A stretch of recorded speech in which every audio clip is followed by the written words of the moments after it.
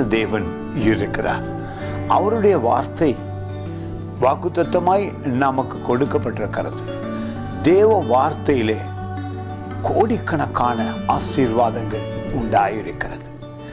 தேவன் இந்த நாளிலே உங்களுடைய அடிமைத்தனத்திலிருந்து கிறிஸ்துவை கொண்டு மீட்டு பாவம், சாபம், நோய், துன்பம், தரித்திரம் எல்லாவற்றிலும் இருந்து உங்களை விடுவித்து தூக்கி எடுத்து ஆசீர்வதிக்கிறார்.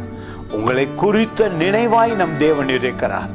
அவர் ஒருபோதும் உங்களை விட்டு விலகவும் மாட்டார், கைவிடவும் மாட்டார், மறக்கவும் மாட்டார். பாருங்கள், இந்த வார்த்தை அடிமைத்தனத்திலிருந்து அதிசயமாய் மீட்ட நம்முடைய ஆண்டவர் நம்மையும் அதிசயமாய் மீட்டு தூக்கி எடுத்து நிறுத்துகிறார்.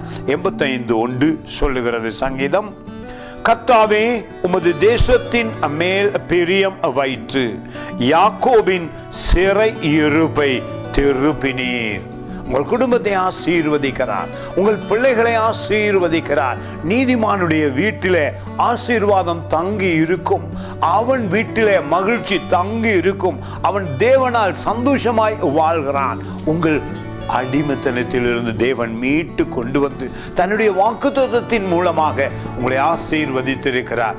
இயேசு கிறிஸ்துவை சொந்த இரட்சகராய் நாம் ஏற்றுக்கொண்டதினாலே, அவரை நம்முடைய தேவனாய் ஏற்றுக்கொண்டதினாலே, அவர் சிலுவையில் செய்த எல்லா நன்மைகளையும் நாம் நினைத்து விசுவசித்து ஜெபித்து துதிக்கிறதினாலே, அவரை நம்பி இருக்கிறதினாலே, இந்த நாளில் உங்கள் கஷ்டங்கள், கவலைகள், வேதனைகள் எல்லாவற்றிலும் தூக்கி எடுத்து நிறுத்தி உங்களை ஆசீர்வதித்து நடத்துவார். அன்பான தேவன் இயேசு நமக்கு உண்டு என்பதை அவருடைய வாக்குத்தத்தம் நமக்கு சொல்லுகிறது.